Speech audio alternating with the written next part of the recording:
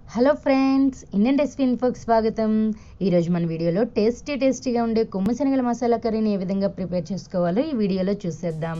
మొదటిగా మనం 1 కప్పు వరకు కొమ్ము శనగలను ఒక బౌల్లో వేసుకొని తగినన్ని నీళ్లు పోసి క్లీన్ చేసి ఆ తర్వాత దీనికి సరిపడా నీళ్లు పోసుకొని మూత పెట్టుకొని ఒక నైట్ అంతా నానబెట్టుకోవాలి.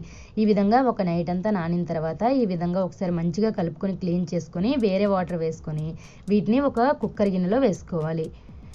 చూడండి, ఈ విధంగా అన్ని కొమ్ము శనగలను కూడా ఈ కుక్కర్లో వేసుకోవాలి.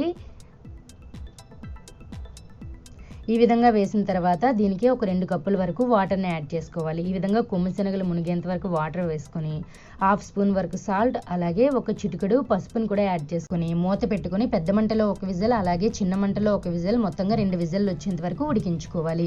ఈ విధంగా 2 విజిల్లు వచ్చిన తర్వాత చల్లారిన తర్వాత మూత తీసి చూసినట్లయితే మనకి కొమ్ము శనగలు అనేవి ఈ విధంగా ఉడికాయి కదా, వీటిని ఒక పక్కకు పెట్టుకోవాలి. ఈలోగా స్టవ్ మీద కళాయి పెట్టుకొని అందులో ఒక 3 స్పూన్ల వరకు ఈ విధంగా పల్లీలు వేసుకొని మసాలా కోసం దోరగా వేయించుకొని వీటిని ఒక ప్లేట్లో తీసుకొని చల్లారనివ్వాలి.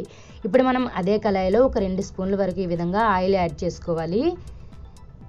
ఒక 2 దాల్చిన చెక్కలు, అలాగే ఒక 4 లవంగాలు, 1 లేదా 2 యాలకులను కూడా యాడ్ చేసుకోవాలి. చూడండి, ఇక్కడ నేను యాలకులు 1 యాడ్ చేస్తున్నాను. ఈ విధంగా వేసిన తర్వాత ఇందులో ఒక 2 బిర్యానీ ఆకులను కూడా యాడ్ చేసుకొని ఇవి కొద్దిగా వేడైన తర్వాత ఇందులోనే 1 కప్పు వరకు ఉల్లిపాయలను కూడా యాడ్ చేసుకోవాలి. ఈ విధంగా ఉల్లిపాయలు వేసిన తర్వాత మంటని మీడియం ఫ్లేమ్లో పెట్టుకొని వీటిని కొద్దిసేపు వేయించుకోవాలి. ఈ విధంగా ఉల్లిపాయలు వేగిన తర్వాత 1 స్పూన్ వరకు అల్లం వెల్లుల్లి పేస్ట్ని కూడా యాడ్ చేసుకోవాలి. మనం స్టీల్ కళాయిలో చేస్తున్నాం కాబట్టి అల్లం వెల్లుల్లి పేస్ట్ అడుగు పడుతుంది కాబట్టి కొద్దిగా చూసుకొని వేయించుకోవాలి.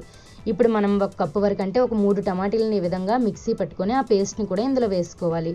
చూడండి, ఈ విధంగా టమాటా పూరి కూడా వేసిన తర్వాత ఒకసారి మంచిగా కలుపుకోవాలి. ఈ విధంగా కలిపిన తర్వాత ఇందులో ఒక 1/2 స్పూన్ వరకు పసుపు, అలాగే 1.5 టేబుల్ స్పూన్ వరకు సాల్ట్, అలాగే ఇందులోనే మనం కారం కూడా తగినంత యాడ్ చేసుకోవాలి. నేను ఇక్కడ 1.5 టేబుల్ స్పూన్ వరకు కారం యాడ్ చేస్తున్నాను.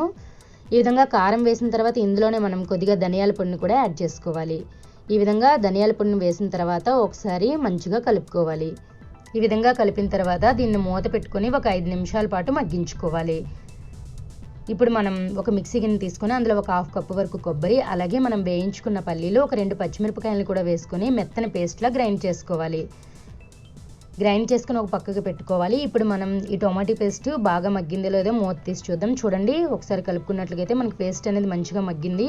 ఇప్పుడు ఇందులోనే మనం కోకోనట్ అలాగే పల్లీల పేస్ట్ని కూడా వేసుకొని ఒక 10 నిమిషాల పాటు దీంతో పాటుగా మగ్గించుకోవాలి. ఈ విధంగా మంచిగా కలుపుకొని మగ్గించుకున్నాక మనం ఉడికించుకున్న శనగలను కూడా వేసుకోవాలి. ఇందులో ఉన్న వాటర్ మనం పడవేయకుండా పక్కకు పెట్టాలి, ఎందుకంటే ఇందులోని వాటిని వేసుకుందాం కాబట్టి మనం కొమ్ము శనగలు ఉడికించేటప్పుడు మంచి వాటర్ని వేసుకొని ఉడికించుకోండి. చూడండి, ఈ విధంగా ఈ కొమ్ము శనగలు వేసిన తర్వాత ఒకసారి మంచిగా కలుపుకొని అందులో ఉన్న వాటరే ఇందులో వేసుకోవాలి. చూడండి, లేదు అంటే మీరు వేరే వాటర్ అయినా వేసుకోవచ్చు. నేను అందులో వాటర్ ఇందులో వేస్తున్నాను. ఈ విధంగా వాటర్ వేసిన తర్వాత ఒకసారి మంచిగా కలుపుకోవాలి.